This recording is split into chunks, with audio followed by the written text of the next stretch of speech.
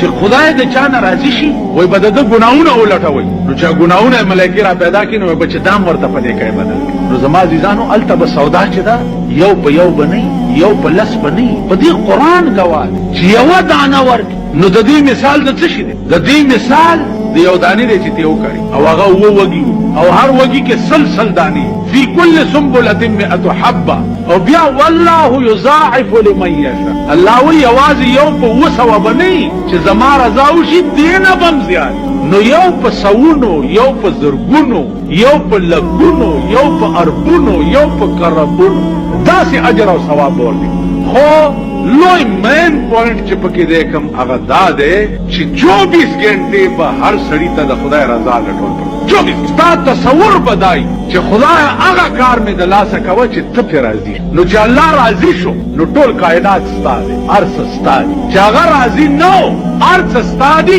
اسم ستا دی خبره پوهېږې که هر څه ستایي هېڅ ستا دی او چې راضي شو هر څه قسم په خدای دی زه خو کله زما زړه وایم د غړه مې بوټ نه وځي که نه اوسه پورې به ما وختي الټي کړی خبره نه پوهېږي دا نه ځای پېژني نه ناځای پېژني نه خبره پېژني نه سوال پېژني نه جواب پېژني هر یو سړی یو لندور دی عزیزانو خدای ته ګورئ لږ سوچ وکئ لږ فکر وکئ یو اخري خبره واورئ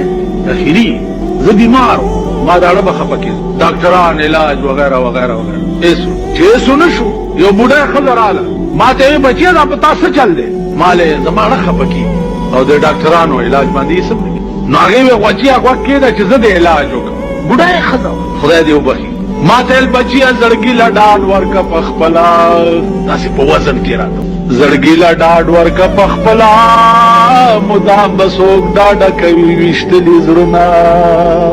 زړګي له ډاډ ورکه په خپله مدام به څوک ډاډه کوي ویشتلي زړونه وی بچیا د خپل زړه له په خپله ډاډګیری ورکوه بل چا نه دا تمه مه کوه چې ویشتلي زړه له به څوک ډاډ ورکړي بس اوچت پاڅېدم مور مې وانیا مې ورته څه چل دی بچې مال زه ټیک شم پلار مې راغی څه چلو شو مال زه ټیک شم دې بوډۍ زما علاج چې د خپل زړه له په خپله ډاډ ورکوه د بل نه تمه د ډاډ مه کوه